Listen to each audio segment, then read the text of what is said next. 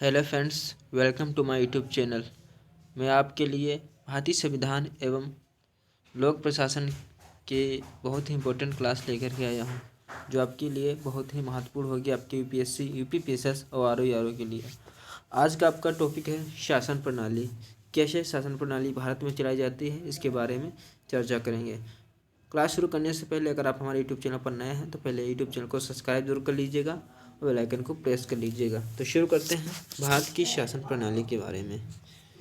राजतंत्र या शासन का प्राचीनतम रूप है। राजतंत्र क्या है? यह शासन का प्राचीनतम रूप है जिसमें शासन की शक्ति एक व्यक्ति में समाहित होती है। जिसमें क्या होता है, जो शासन की शक्ति होती है वह एक व्यक्ति में समाहित होती है। जो राजमुकुट धारण करता है वह आनुवंशिक उत्तराधिकारी के आधार पर पद ग्रहण करता है। आगे देखते हैं, कुलीन तंत्र किसे कहते हैं, ये इसको जानते हैं। कुलीन तंत्र, इसे अरिस्टोक्रेसी भी कहा जाता है। यह शासन का वह रूप है जिसमें राजनीतिक सत्ता थोड़े से लोगों में निहित होती है तथा वही इसका प्रयोग करते हैं। तानाशाही, इसे अधिनायक तंत्र यानी कि डिक्टाटोरशिप कहते हैं। क्या कहते हैं? डिक्टाटोरशिप भी कहा जाता है। यह एक ऐसे शासन का रूप है जिसमें एक ही व्यक्ति का निरंकुश शासन होता है, जो बल प्रयोग से अपने पद पर आसीन होता है तथा किसी के भी प्रति उत्तरदायी नहीं होता है। भारत में क्या है, हमारे यहाँ भारत में प्रजातंत्र चलता है। वर्तमान समय में शासन का सबसे अधिक लोकप्रिय रूप है प्रजातंत्र, जिसे कहते हैं डेमोक्रेसी। हमारे यहाँ क्या है? डेमोक्रेसी है।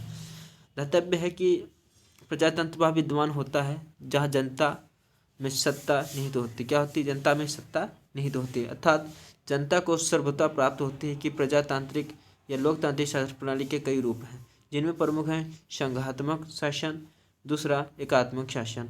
इस शासन प्रणाली को व्यवहारतः संसदीय शासन व्यवस्था और अध्ययी शासन व्यवस्था के रूप में जाना जाता है। राज्य के महत्वपूर्ण तत्व हैं जैसे संप्रभुता, जनसंख्या, भूभाग तथा सरकार या सत्ता।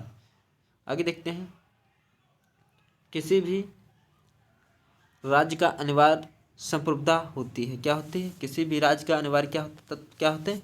संप्रभुता होती है।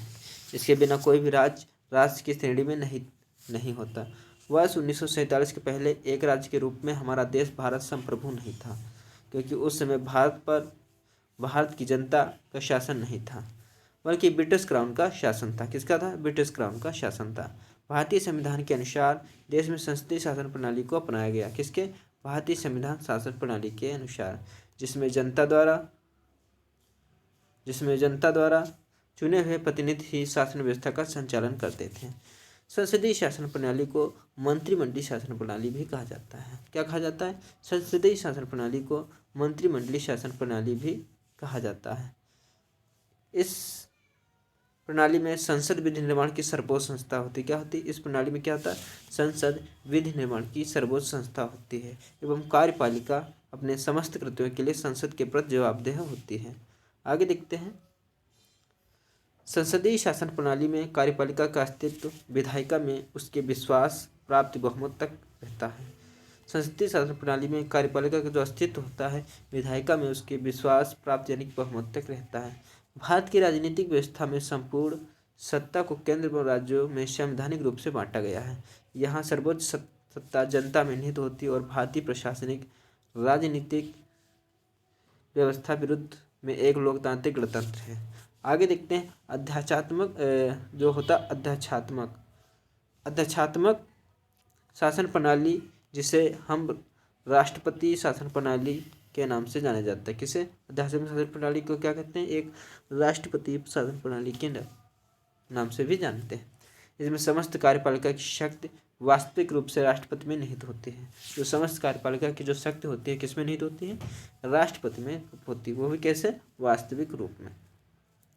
अध्यक्षात्मक शासन प्रणाली का सर्वोत्तम उदाहरण है जैसे अमेरिका की राजनीतिक प्रशासनिक व्यवस्था। अध्यक्षात्मक शासन प्रणाली में राष्ट्रपति विधायकों को भंग नहीं कर सकता। अध्यक्षात्मक शासन प्रणाली में सत्ता केंद्रीकृत होती है। कैसी? सत्ता केंद्रीकृत होती है। राष्ट्रपति ही कार्यपालिका का प्रमुख होता है। अध्यक्षात्मक शासन प्रणाली में राष्ट्रपति अपने मंत्रियों के चुनाव में स्वतंत्र होता है और मंत्रियों के चयन में व्यवस्थापिका की भूमिका का नाम मात्र ही होती है। आगे देखते हैं, भारतीय संविधान की प्रस्तावना में प्रयुक्त वाक्य हम भारत के लोग। कौन सा? हम भारत के लोग यह स्पष्ट करता है। भारत में सत्ता का एकमात्र स्रोत जनता है, मतलब हम भारत के लोग। जो प्रतिनिधियों का निर्वाचन सत्ता संचालन हेतु करती है।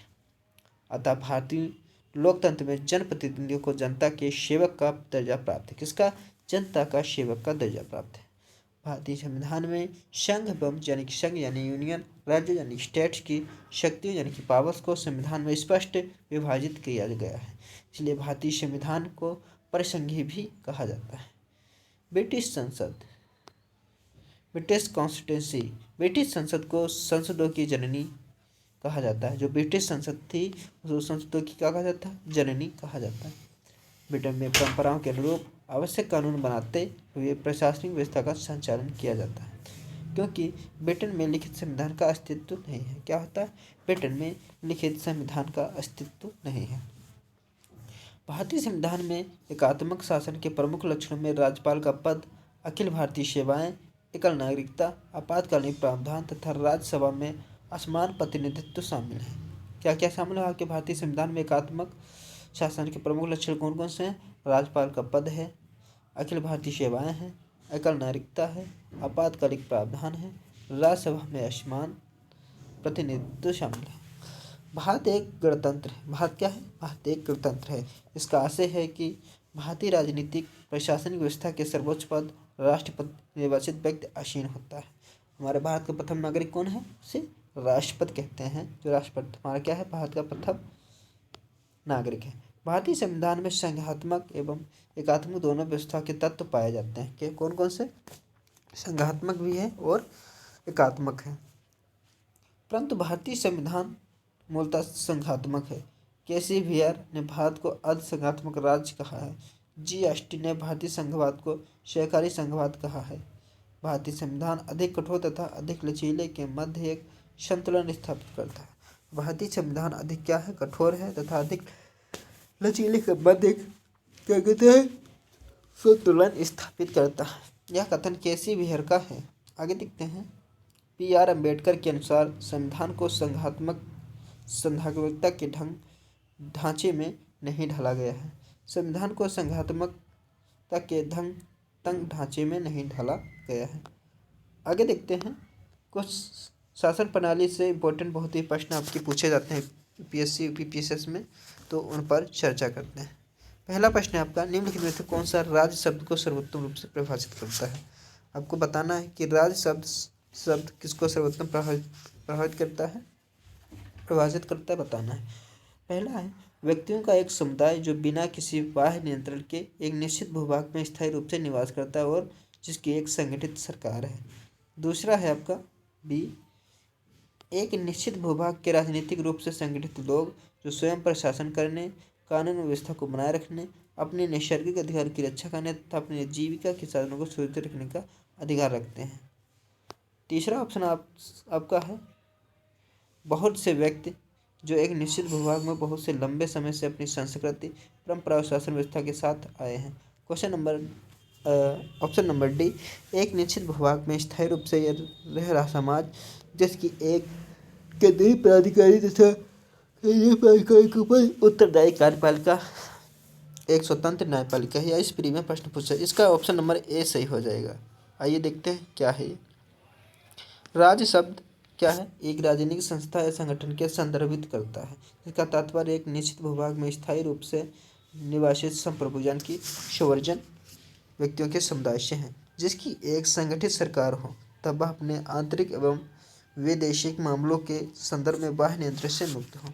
वस्तुतः राज्य के मूलभूत प्रमुख तत्व कौन कौन से हैं? व्यक्ति, जनसंख्या यानी कि अर्थात जनता, सरकार या सत्ता। तीसरा, निर्धारित सीमांकन वाला भूभाग एवं संप्रभुता अर्थात वह अपने घरेलू एवं बाह्य निर्णय के संदर्भ में राजतंत्र हो। आगे देखते हैं इसके बारे में। क्वेश्चन नंबर आपका दूसरा, निम्नलिखित में से कौन सा राज्य सबसे महत्वपूर्ण तत्व है? आपको बताना है निम्नलिखित में से कौन सा राज्य का सबसे महत्वपूर्ण तत्व है। तो कौन सा आपका? संप्रभुता। संप्रभुता है जो राज्य का बहुत महत्वपूर्ण तत्व है। आपका सी वाला ऑप्शन सही हो जाएगा। यूपीपीसीएस प्री में पूछा गया प्रश्न है। क्वेश्चन नंबर आपका तीसरा क्वेश्चन आपका बहुत ही इंपॉर्टेंट है। तीसरा आपका क्वेश्चन है, भारत की संप्रभुता संबंध में निम्नलिखित में से कौन से कथन सही है? भारत का एक राष्ट्रमंडल सदस्य आपका, ये सही है। राष्ट्रमंडल की सदस्यता के कारण भारत की संप्रभुता कम होती जा रही है, ये आपका गलत है।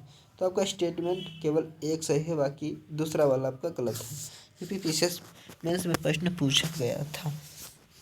क्वेश्चन नंबर आपका 4, भारतीय संविधान में किस प्रकार की शासन प्रणाली की व्यवस्था की गई है? भारतीय संविधान में किस शासन प्रणाली की गई है आपको बताना है। यह की गई है संसदात्मक शासन प्रणाली की व्यवस्था की गई है। यूपीपीसीएस फ्री में प्रश्न पूछा गया था।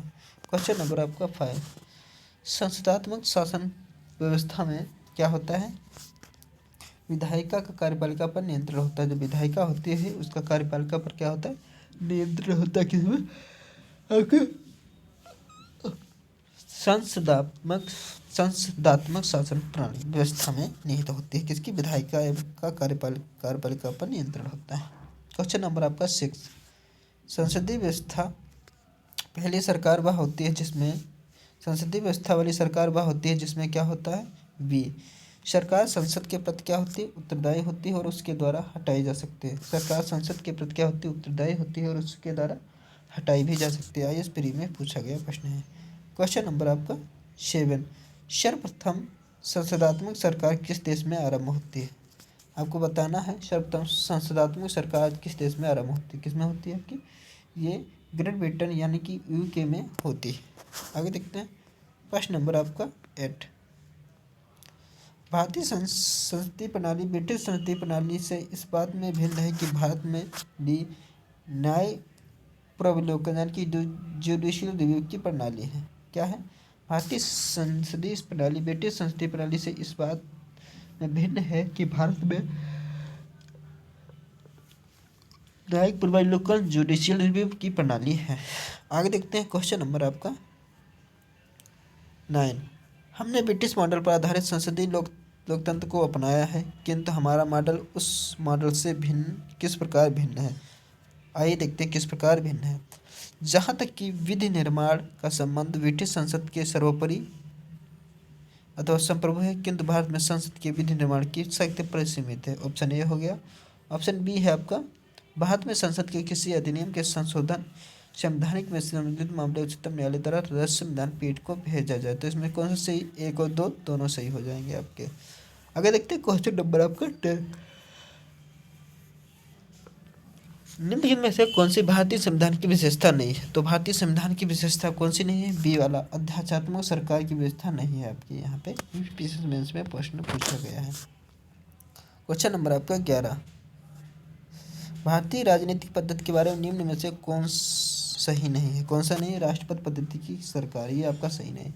आज की स्पेशल शासन प्रणाली टॉपिक जो था बहुत इंपॉर्टेंट था आपके यूपीपीसीएस आरओ के लिए। इसी क्लासेस देखने के लिए हमारे भारतीय संविधान लोक व्यवस्था की लोक प्रशासन की आपकी प्लेलिस्ट बनी है, वहाँ से सभी क्लासेस देख सकते हैं। जय हिंद।